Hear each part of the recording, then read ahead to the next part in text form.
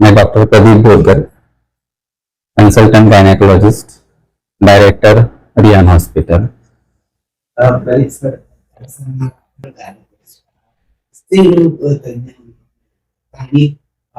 स्त्री रोग संदर्भात रियान हॉस्पिटलचे एस्टॅब्लिशमेंट आज क्षेत्रामध्ये multi speciality hospital Riyan hospital आहे.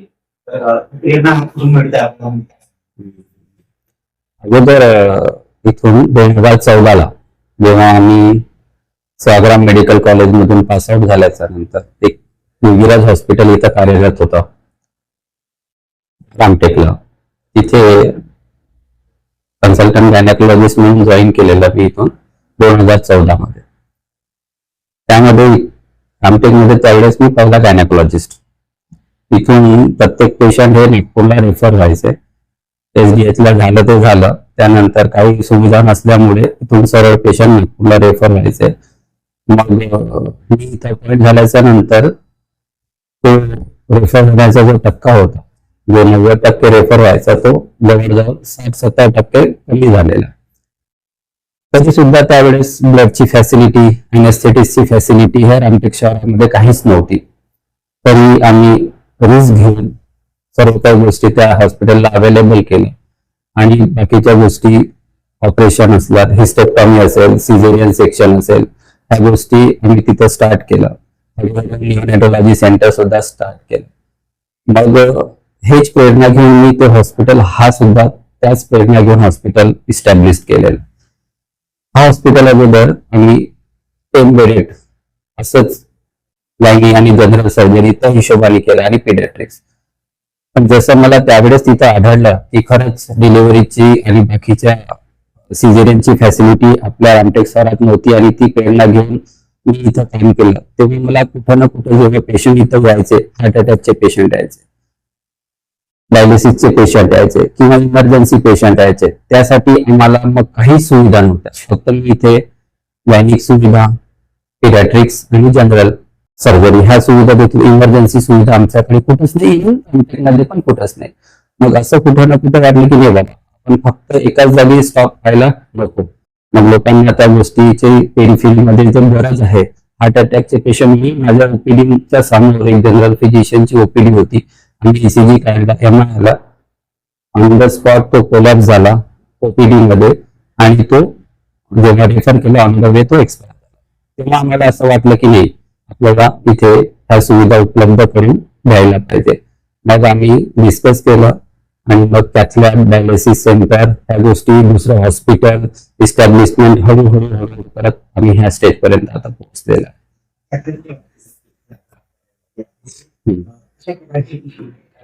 आता आम्ही अगोदर चालू करायचं अगोदर आम्ही पहिल्यांदा प्लॅन केलं तिथे की एंजिओग्राफी आणि एंजिओप्लास्टी ह्या गोष्टी करायच्या अगोदर ते इकॉनॉमिकल किती पेशंटला पडतील, ह्या गोष्टीच्या आम्ही पहिल्यांदा ह्या गोष्टीचं आम्ही आकलन केलं.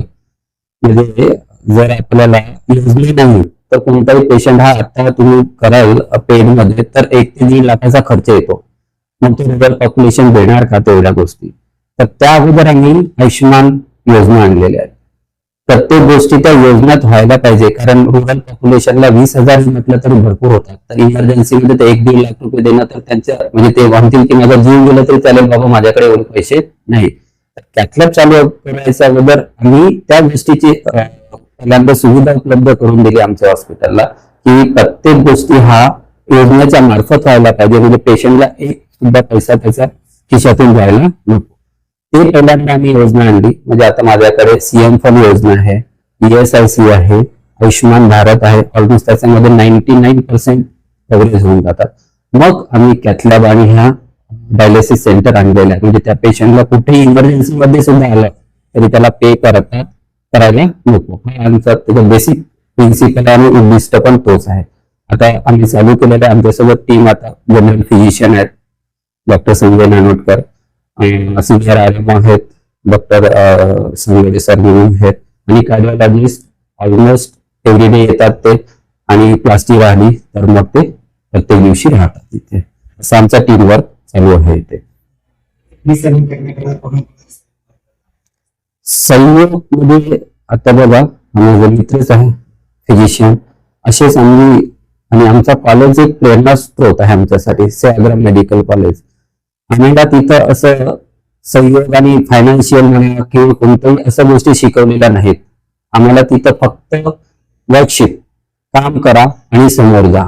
म्हणून मी असं म्हणेन की कुणाच्या सहयोगाने आणि ह्या गोष्टीचा मी इथं उल्लेख करणार नाही, पण प्रत्येक मित्रांनी सुद्धा मला सहयोग केलेला आहे.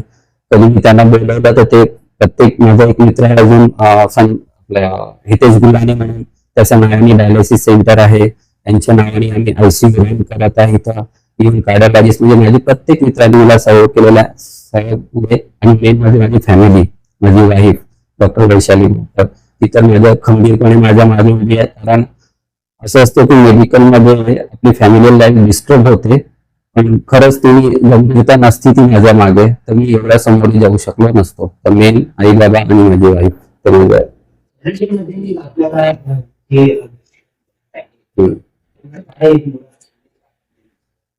मुलाचा संघ साथ देत आहे. अक्कलचा वातावरण हा खूप म्हणता येईल की दूषित झालेला आहे. स्वतःची काळजी घ्या.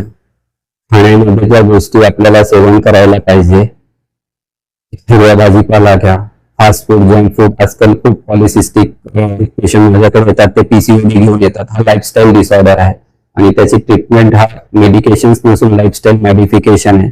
म्हणून खाण्यामध्ये खूप बंधन पाडा. तसंच अडल्ट लोकांना पण आता बीपी आणि शुगरचा ज्या प्रॉब्लेम होत आहे ते पण आपल्या खाण्यापिण्यामध्ये, लॅक ऑफ एक्सरसाइज होत आहे. तर ह्या गोष्टीकडे आपल्याला एक्सरसाइज करणं, खाण्यापिण्यातून लक्ष देणं, प्रॉपर स्लीप होणं, झोप होणं आणि एक्सरसाइज करणं, हे गोष्टी मी त्यांना ऍडवाइस करतो. त्यांना हार्टचा ट्रीटमेंट आल्याच्या नंतर जर इमर्जन्सी मध्ये आलं पेशंट, आमच्याकडे 2 फॅसिलिटीज आहेत, इमर्जन्सी आणि रुटीन ओपीडी. जर त्याला फक्त रुटीन ओपीडी मध्ये दाखवायचे असेल तर ते रिसेप्शनला जातात. मग तिथून त्यांना जनरल फिजिशियन कडे येतात आणि मग ते कार्डिओलॉजिस्ट कडे जातात, असं असतं.